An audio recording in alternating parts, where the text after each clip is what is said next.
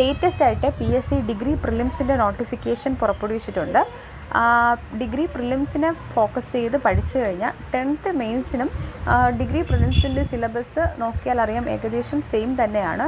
അപ്പോൾ അത് ഫോക്കസ് ചെയ്തുകൊണ്ട് കുറച്ച് ഡിഗ്രി പ്രിലിംസ് റിലേറ്റഡ് ആയിട്ടുള്ള കുറച്ച് ക്ലാസ്സസ് ആണ്. ഫസ്റ്റ് കേരള ഹിസ്റ്ററിയിലെ അറൈവൽ ഓഫ് യൂറോപ്യൻസ് എന്ന ക്ലാസ്സാണ് ഫസ്റ്റ് ഇട്ടിട്ടുള്ളത്.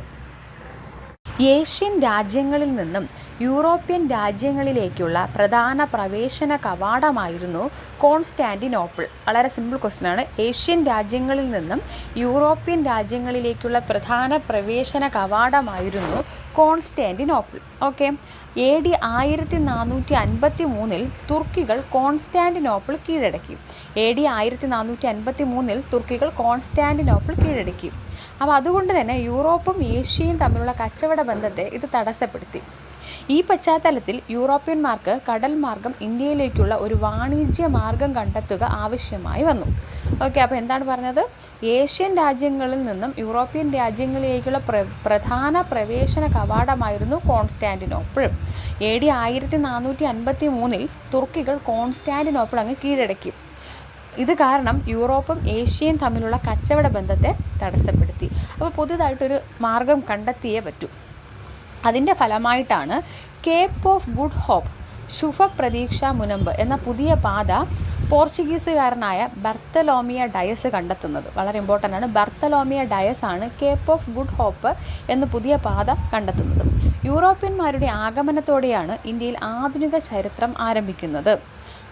അപ്പോൾ അതോടുകൂടിയാണ് ഇന്ത്യയിലേക്ക് യൂറോപ്യന്മാർ വരാൻ തുടങ്ങിയത്. കേരളത്തിലെത്തിയ ആദ്യ വിദേശികൾ ആരാണെന്ന് ചോദിച്ചാൽ അത് അറബികളാണ്. എന്നാൽ ഇന്ത്യയിൽ ആധിപത്യം ഉറപ്പിച്ച ആദ്യ യൂറോപ്യന്മാരാരാണെന്ന് ചോദിച്ചാൽ അത് പോർച്ചുഗീസുകാരാണ്. ഇനി ഇന്ത്യയിലേക്ക് വന്ന ഒരു ക്രമമുണ്ട്, എല്ലാവർക്കും അറിയാവുന്ന കാര്യമാണ്. എന്താണത്? Portuguese, Dutch, British, French. ഇതാണ് യൂറോപ്യന്മാരുടെ ഒരു ക്രമം എന്ന് പറയുന്നത്. ഡീറ്റെയിൽ ആയിട്ട് നമുക്ക് പോർച്ചുഗീസുകാരുടെ കുറിച്ച് പഠിക്കാം. ആദ്യം വന്ന യൂറോപ്യന്മാർ പോർച്ചുഗീസുകാരാണ്. അപ്പോൾ അവരെക്കുറിച്ച് ഡീറ്റെയിൽ ആയിട്ട് പഠിക്കാം. 15ാം നൂറ്റാണ്ടിൻ്റെ അവസാനത്തോടെയാണ് യൂറോപ്യന്മാർ ഇന്ത്യയിലെത്തിയത്. ഓക്കെ. 15ാം നൂറ്റാണ്ടിൻ്റെ അവസാനത്തോടെയാണ് യൂറോപ്യന്മാർ ഇന്ത്യയിലെത്തിയത്. യൂറോപ്യന്മാരുടെ ആഗമനത്തിന് മുമ്പ് കേരളവുമായി വാണിജ്യബന്ധം പുലർത്തിയിരുന്ന വിദേശികളാണ് അറബികളും ചൈനക്കാരും. ഇന്ത്യയിലെത്തിയ ആദ്യ വിദേശികൾ അറബ്സാണ്. ഇന്ത്യയിലെത്തിയ ആദ്യ യൂറോപ്യന്മാർ അത് പോർച്ചുഗീസുകാരാണ്.